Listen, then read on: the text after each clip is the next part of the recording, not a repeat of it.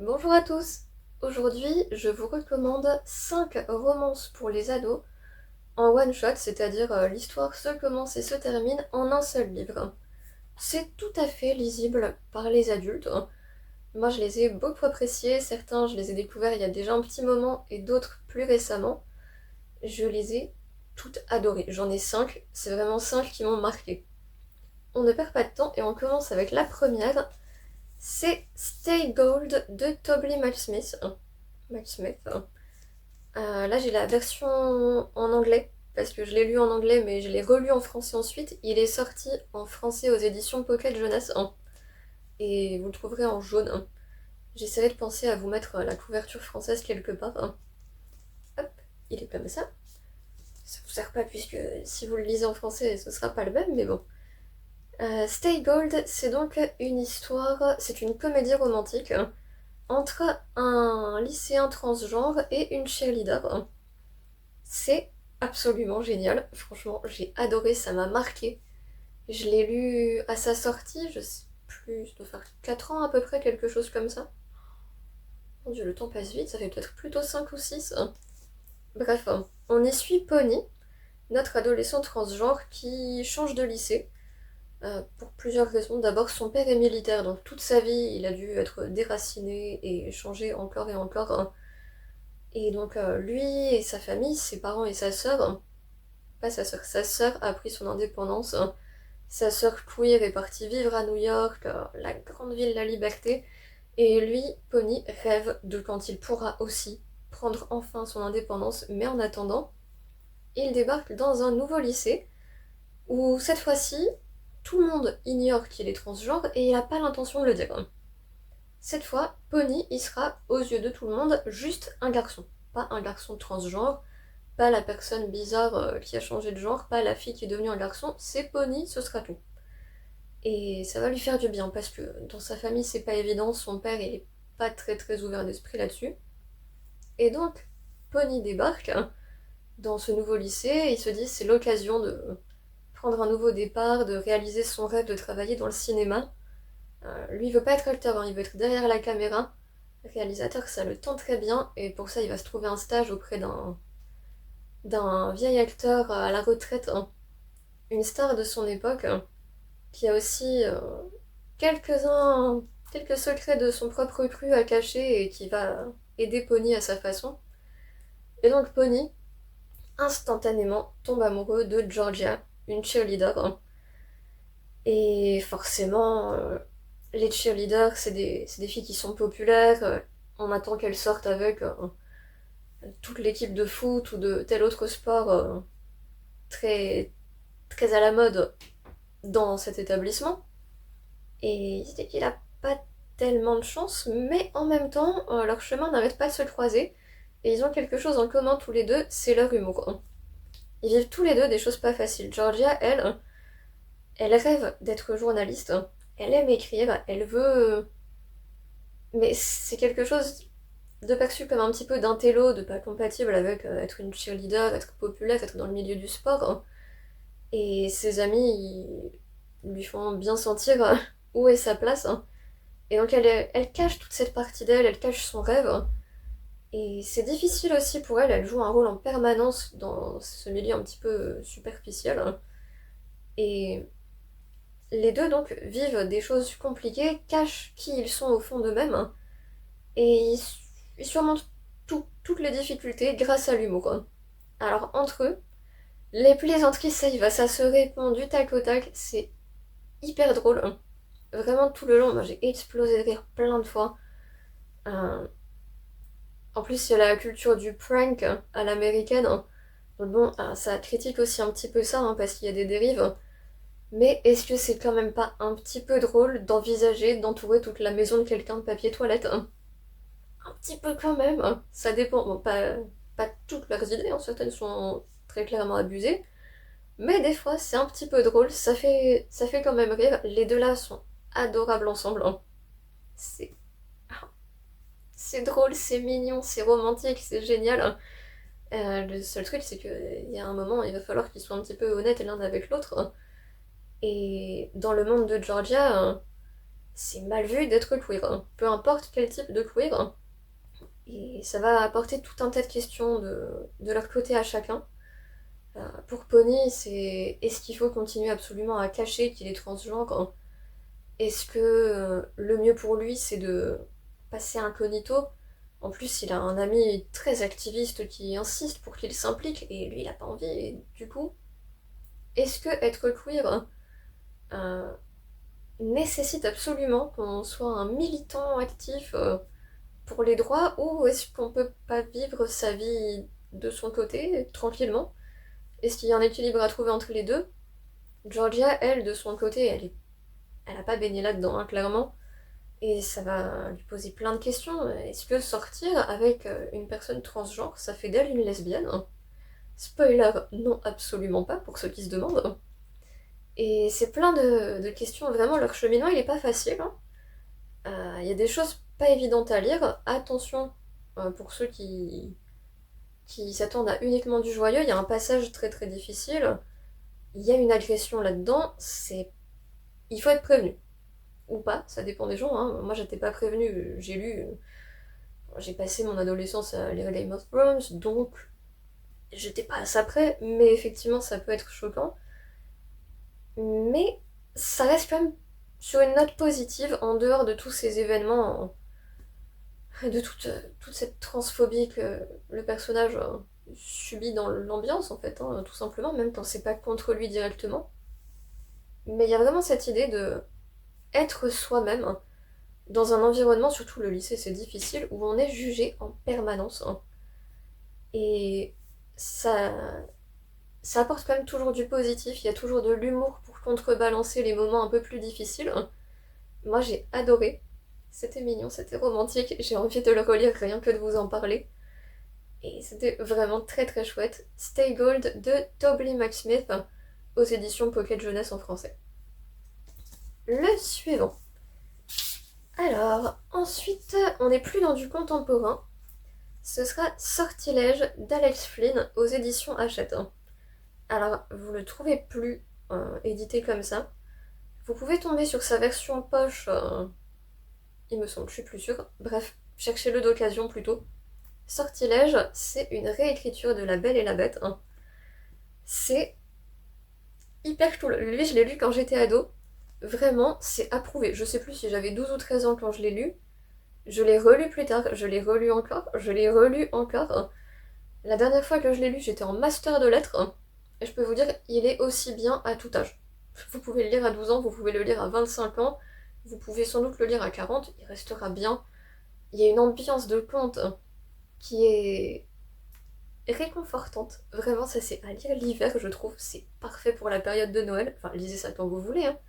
Mais à Noël, c'est parfait parce qu'en plus, il y a une petite bataille de boules de neige hein, et une construction de bonhomme de neige. Bref, l'hiver, c'est génial. Hein.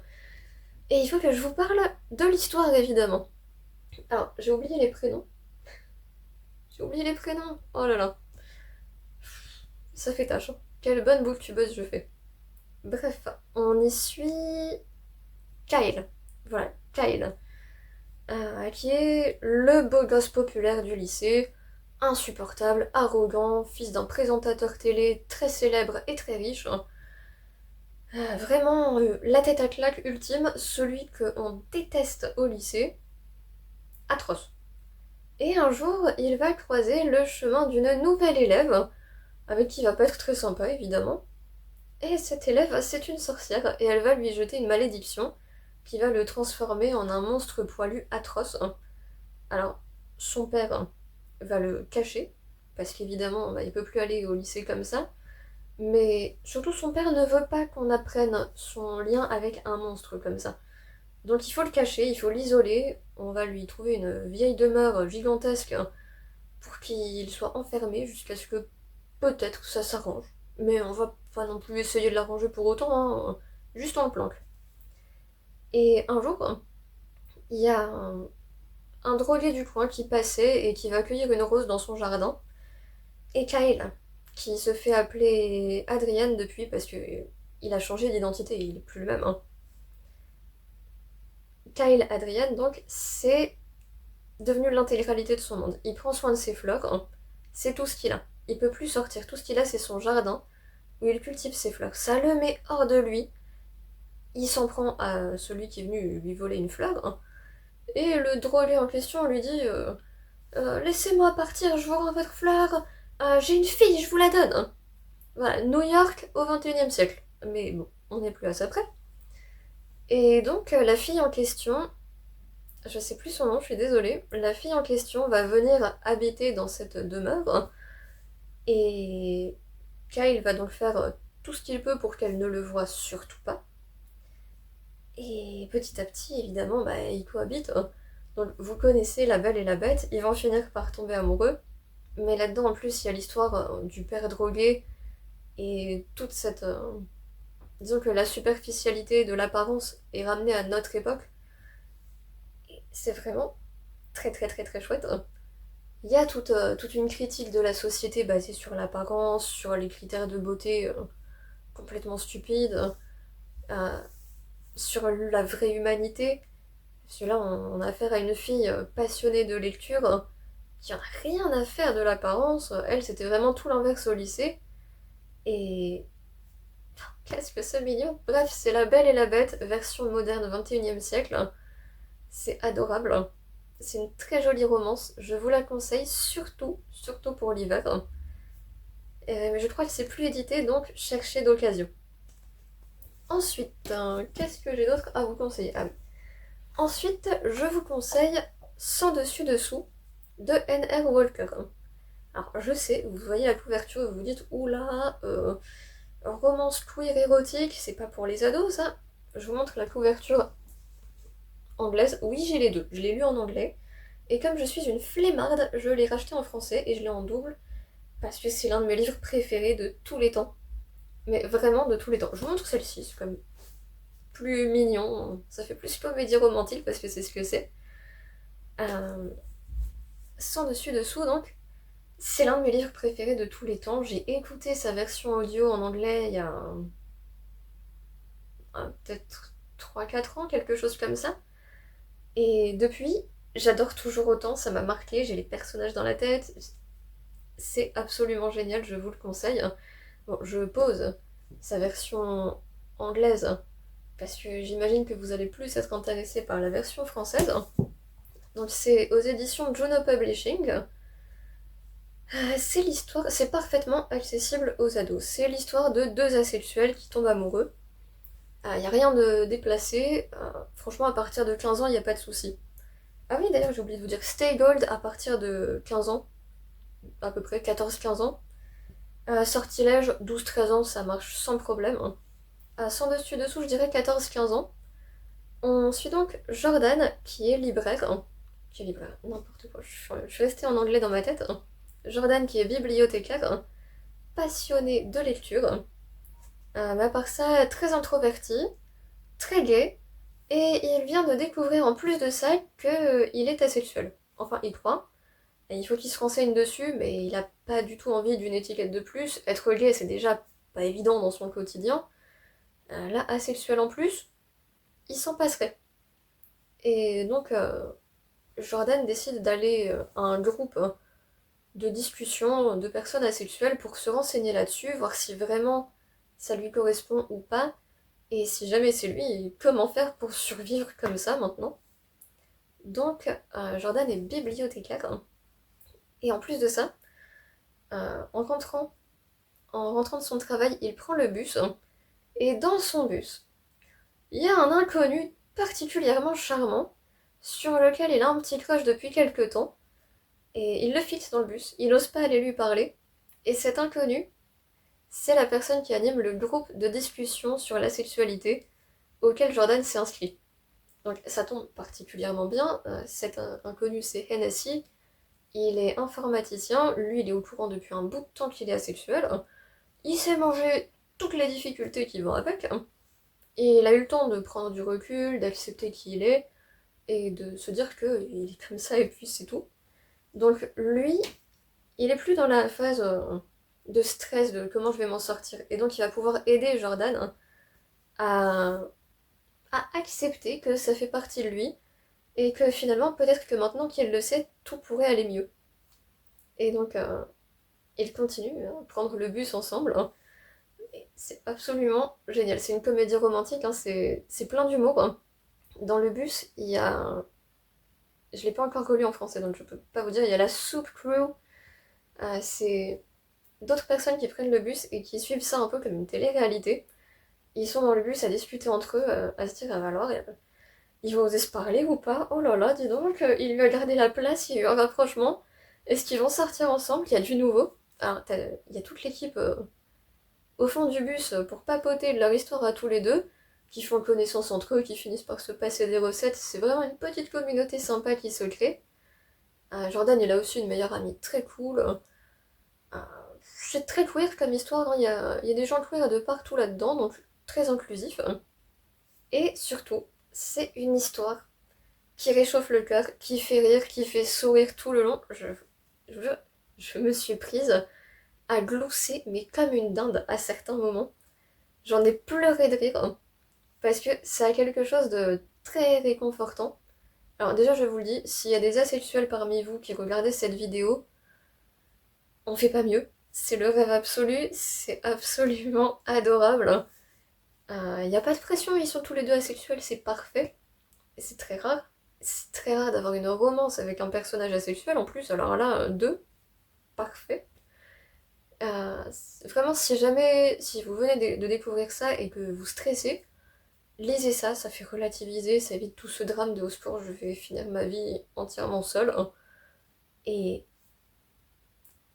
ça donne de l'optimisme, ça redonne foi en l'espèce humaine. On voit du positif et du positif tout le long. Vraiment, c'est une très belle histoire, très joyeuse. Euh, Franchement, je souris rien qu'à me remémorer ça et à vous en parler. C'est adorable. J'ai pas d'autres mots. C'est adorable. Et vraiment, si vous ne riez pas, je sais pas comment. Il vous manque un peu d'humanité sans doute, mais lisez ça. C'est hyper mignon. Bref, une très bonne romance accessible aussi aux ados à partir de 14-15 ans. On passe à la suite. La suite, je ne l'ai pas avec moi parce que je l'avais écouté en audio il y a plusieurs années. C'est 3 de tes secrets de Julie Buxbaum. C'est aux éditions Pocket Jeunesse. Vous le trouvez en poche. J'ai regardé tout à l'heure à 8,30 €. Il est plus disponible en grand format, mais il y a la version poche trouvable. C'est une romance entre deux lycéens. C'est adorable aussi. Parfait pour l'été. Euh, je sais plus le nom de la fille, comment elle s'appelle? Jessie. Alors, ça commence pas joyeusement. Jessie, sa mère est morte d'un cancer, récemment. C'est pas la joie. Et son père déménage pour aller habiter avec euh, la femme avec qui il a l'intention de se remarier. Et pour Jessie, c'est tôt, c'est extrêmement tôt, elle est pas prête à ce genre de choses. Elle est pas prête à aller habiter chez quelqu'un d'autre, accepter une nouvelle femme qui fasse office de mère, hein, qui a un fils elle-même aussi d'ailleurs, hein. Et donc la cohabitation avec un ado, elle ne supporte pas, c'est pas évident. Et en plus de ça, déjà elle a perdu sa mère, et là en plus on la déracine, elle est obligée de changer de ville, changer de lycée. Vraiment, elle arrive dans un environnement entièrement nouveau, et le lycée où elle va, c'est cruel, hein. C'est pas facile. Et elle reçoit un message anonyme. Elle sait pas du tout qui lui envoie ça. Un message anonyme qui lui donne des conseils pour arriver à survivre dans ce monde lycéen sans pitié. Et au fil des échanges de SMS avec ce mystérieux personnage, elle essaie de le connaître un peu. Lui, il a l'air de très bien la connaître et on se dit mais qui l'observe à ce point? C'est c'est très mignon et du coup ils vont avoir cet échange de dis-moi 3 de tes secrets pour apprendre à se connaître, hein. C'est adorable. C'est vraiment ça part d'un moment très difficile. Et c'est l'histoire de Jessie qui commence à aller mieux et sa vie qui s'arrange finalement. Tout ça avec une romance très mignonne qui s'installe.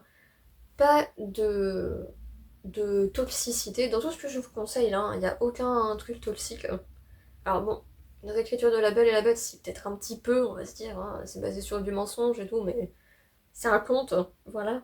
Remettons les choses dans leur contexte, et puis dans Stay Gold, Bonnie cache sa transidentité, mais est-ce qu'on peut lui en vouloir? Je suis pas convaincue, même si c'est pas les bases les plus saines pour commencer, ça n'implique pas de comportement malsain après dans la relation, hein, absolument pas. Tout ce que je vous présente, c'est mignon. C'est mignon, il n'y a pas de choses toxiques, il n'y a pas le bad boy du coin, rien du tout comme ça.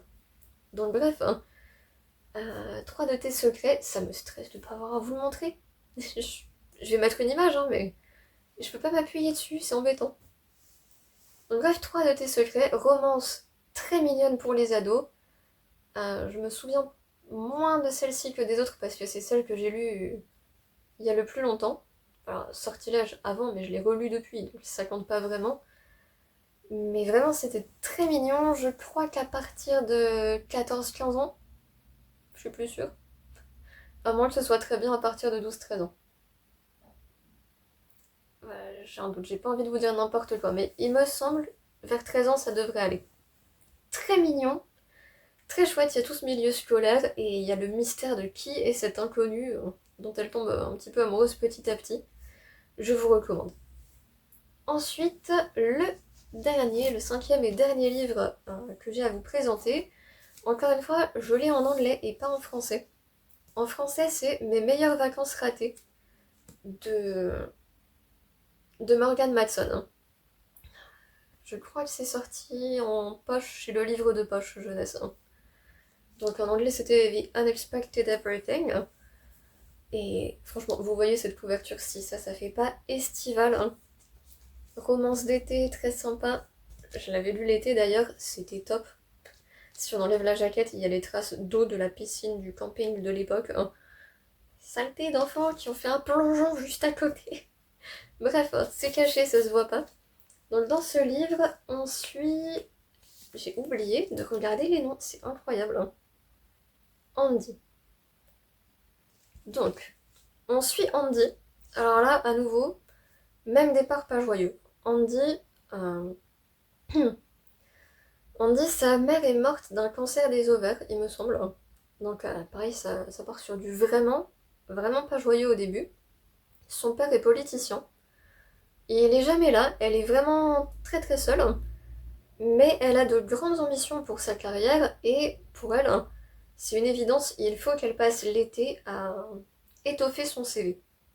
Donc elle a prévu du stage prestigieux pour que ça passe un bon CV, pour qu'elle puisse aller dans des écoles prestigieuses ensuite. Et pas de bol, je sais plus pour quelle raison, son stage est annulé ou elle est pas prise, quelque chose comme ça. Et elle se retrouve sans rien du tout pour l'été. Et pour elle, c'est pas envisageable, ça ferait un trou dans son CV, ce serait dramatique, hein. Donc, elle va faire dog sitter, hein. Et elle va donc. Enfin, dog sitter. Est-ce qu'elle les garde? Je sais plus. Mais en tout cas, elle va promener des chiens. Donc, elle va offrir un service de promenage de chiens dans son quartier. Regardez-les, ils sont tellement mignons. Voici les adorables toutous qu'elle promène, hein. Et au cours de son travail, elle va rencontrer un jeune homme qui est écrivain. Alors, il est ado, hein, à la fin de l'adolescence. Mais il a déjà publié plusieurs livres, je crois, donc vraiment, l'ado a quand même de la détermination, hein. Il est motivé. Je sais plus son nom, ça fait tâche encore, hein.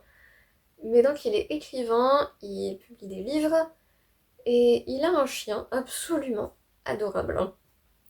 Et donc, alors, je sais plus comment elle se retrouve à s'en occuper. Et donc, ils vont passer pas mal de temps ensemble. Elle va venir récupérer le chien pour la promenade, hein. Ils vont se croiser, se recroiser, finir par aller promener le chien ensemble, hein. C'est adorable aussi. Je m'en souviens très mal, mais ça m'a marqué. Vraiment, c'est une histoire, une romance d'été, mais romance d'été qui peut durer plus, hein, franchement.